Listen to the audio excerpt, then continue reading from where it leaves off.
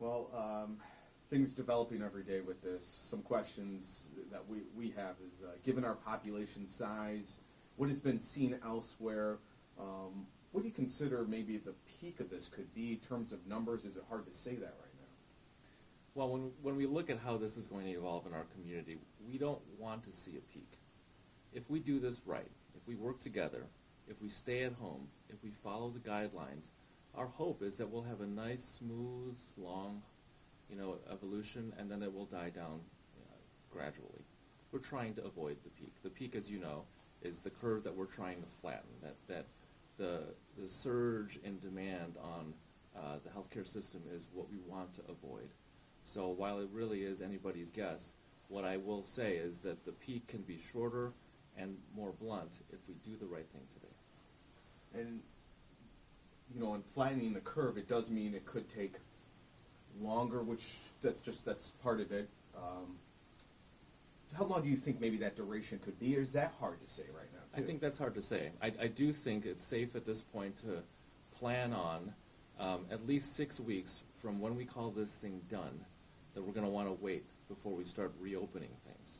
So, because the last thing anybody wants is to sort of beat this, whatever that looks like, and we're still working on what that looks like, only to find that we have a surge again if we reopen and go back to life as usual prematurely. So we need to be thoughtful, we need to be having conversations as a community, we need to develop the metrics that we will use to say to a school district, now it's time to start considering how and when to reopen. We want to be thoughtful about those things because there's so many dominoes that we'll have to topple if we are to do that responsibly. Let's talk about testing. That's a big point of concern for many viewers in our area. What's been the biggest challenge so far when it comes to testing? Certainly we haven't had enough tests, and that is a concern.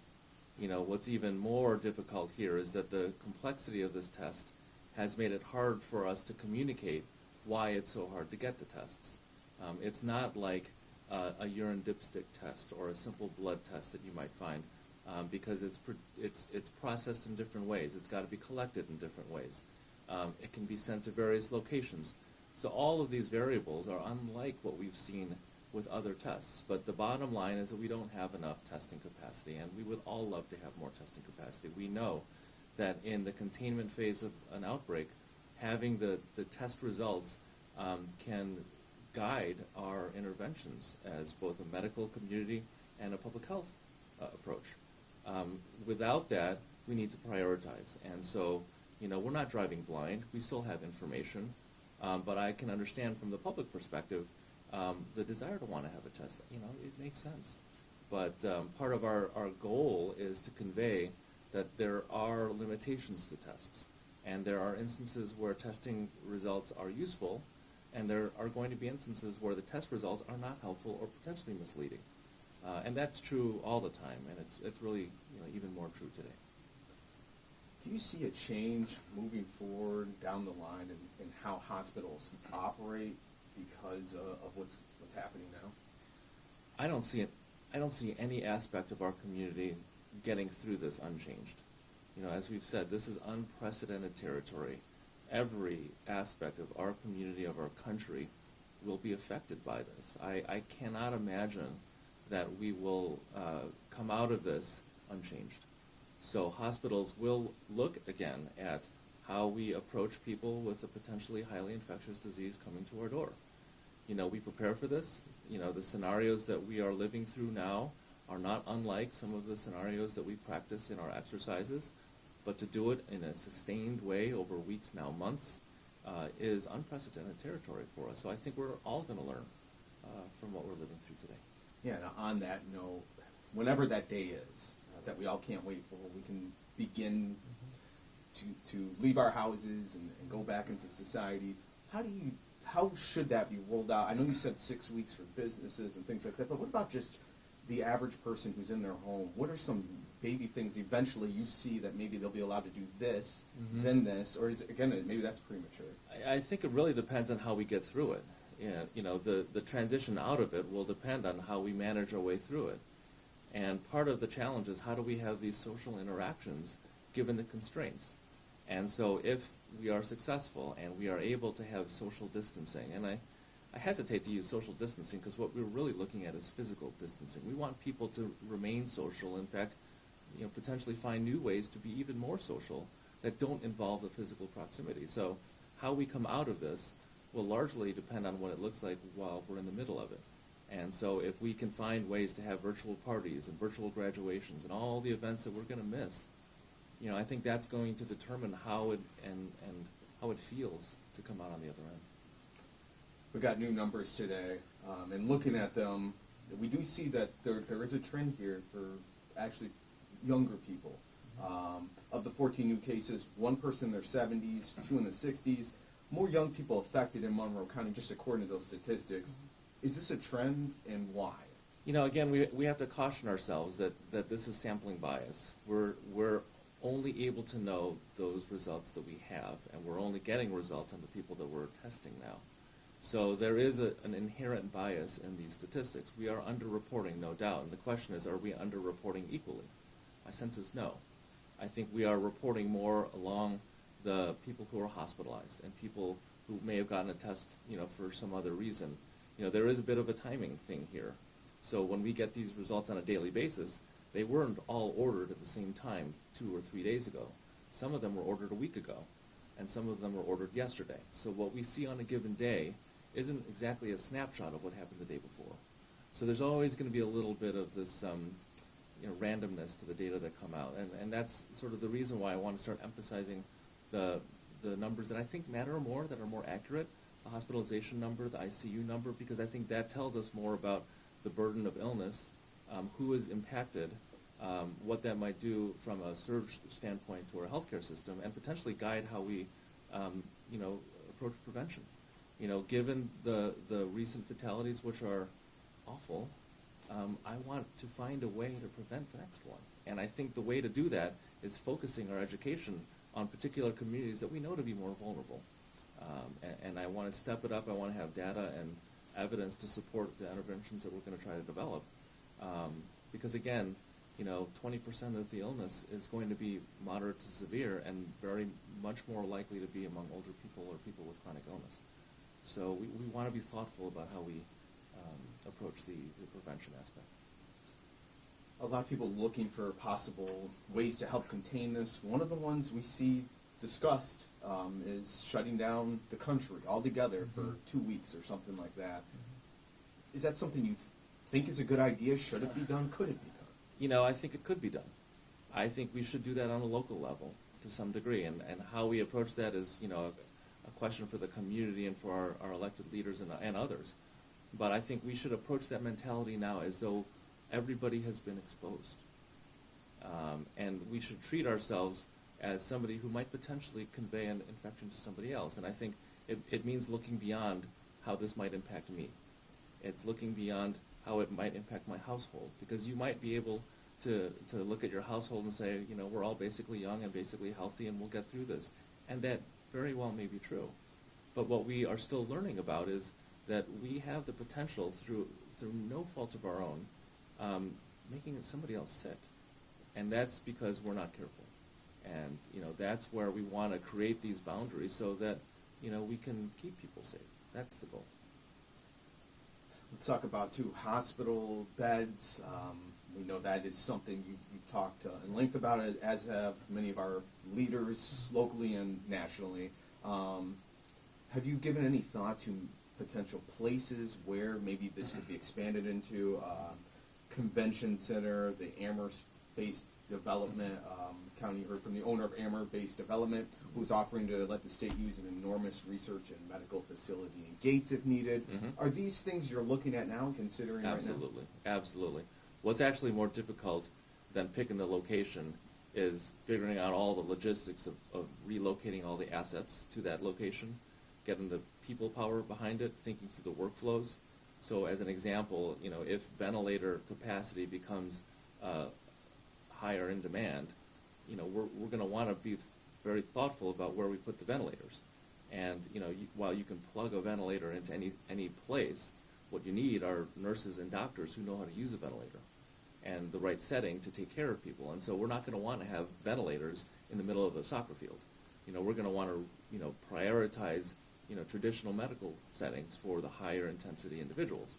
So we would be looking at those kinds of venues for the less intense, lower acuity type of person. But, it's early right now to say we're looking at, these particular locations. I think we're looking at a range of these, trying to balance location, proximity, the logistics of getting the assets deployed to that site. There are a lot of variables that we're looking at, but we've been having these conversations for some time. And then there are people in the community who are offering to help however they can, some making homemade masks, trying to donate them to hospitals. Are they being accepted? Do they have to meet certain criteria? Yeah, there are criteria that we look for because, we are putting, our staff in harm's way, and we want legitimate material to protect them. And so these are being evaluated on a case-by-case basis. But what I have to say is that it has been so gratifying to see the outpouring of support individually from companies. If there's anything good that will come out of this, it's the realization that we are a community that's working together, and that's so gratifying. And yes, there are rules and things that we have to pay attention to, but let's not forget that there's been a huge outpouring of support for the first responders, for healthcare workers on the front line, people in the ER, you name it. It's been really very refreshing. Are you guys exploring options for more testing sites outside of the two major hospital locations, expanding that to other areas so you can help get rid of some of the backlog? I think testing capacity is probably easiest to ramp up through an existing laboratory. So for the health department to stand up a lab on its own, that would take months. So that's not something I'm exploring, because I would much rather work with our partners in the community, the health systems, the commercial labs, to find ways to achieve a solution that's more attainable in a shorter time period. Because what we really need is more testing capacity sooner.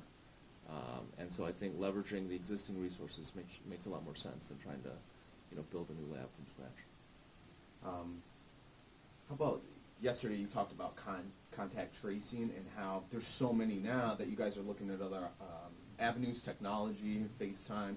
How's that process going? It is a process that is predicated on trust.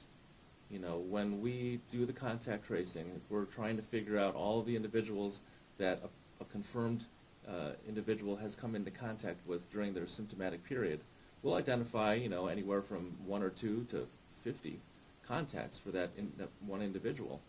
And we'll reach out to them, we'll call them, we'll provide education, tell them what their sort of, ground rules are. But after that, depending on the nature of the quarantine, we may see them every day, or we may call them every day. And there's a whole lot of time in the between there that we trust them to do the right thing.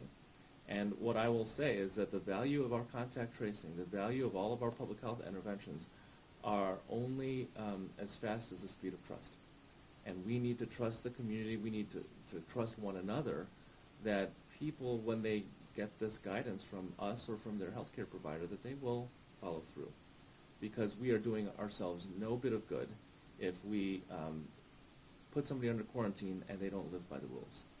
That is a risk, and we take that risk, and it's an understandable risk to some degree because we don't have the ability to, arrest everybody and go all the, but this is based on trust, and this is where we need the community to step forward and do the right thing.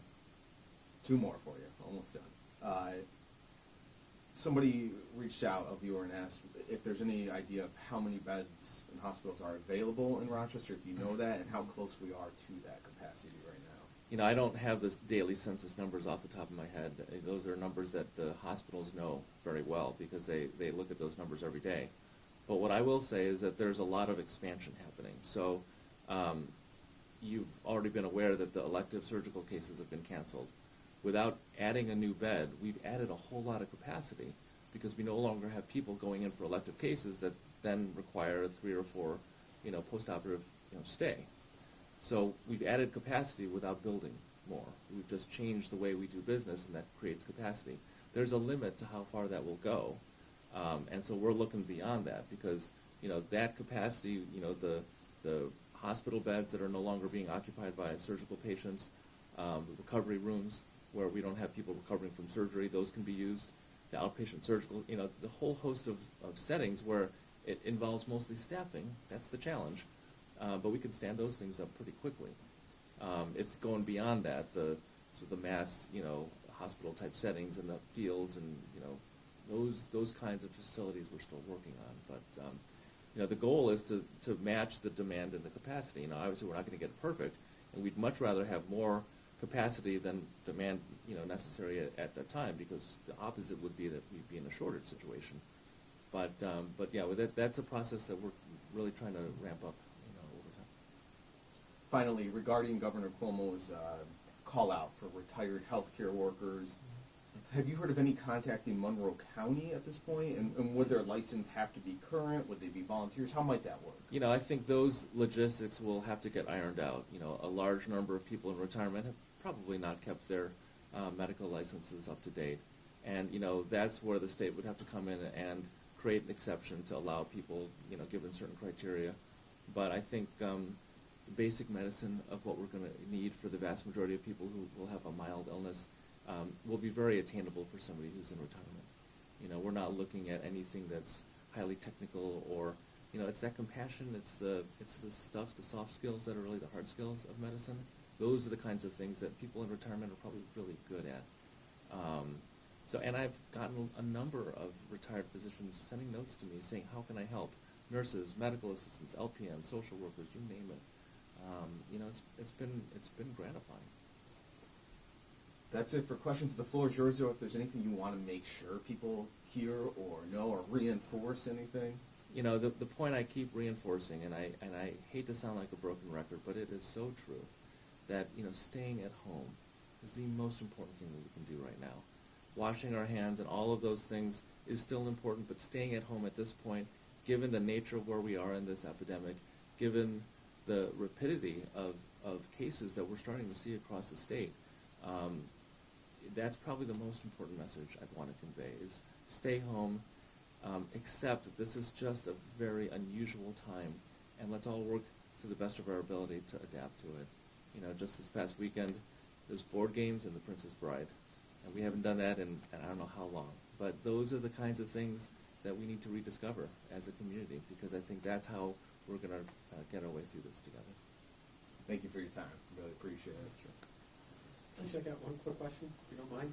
Sure. I have two teenage girls, so I can. What do you tell teenagers when they've heard all along that the old people that are getting disease, we don't have to worry about it, and they're getting so stir crazy in the house? Well, I can't dispute that teenagers will get a little stir crazy in the house, but I would appeal to their sense of duty. I have a teenage daughter who will possibly watch this later, and I know that our younger generation, if given the right motivation, will heed a call of duty. And if you say to a young person, you may not get sick from this, but think of your grandparents, think of your teachers, think of your, other adults in your life. Do you want to see them get sick?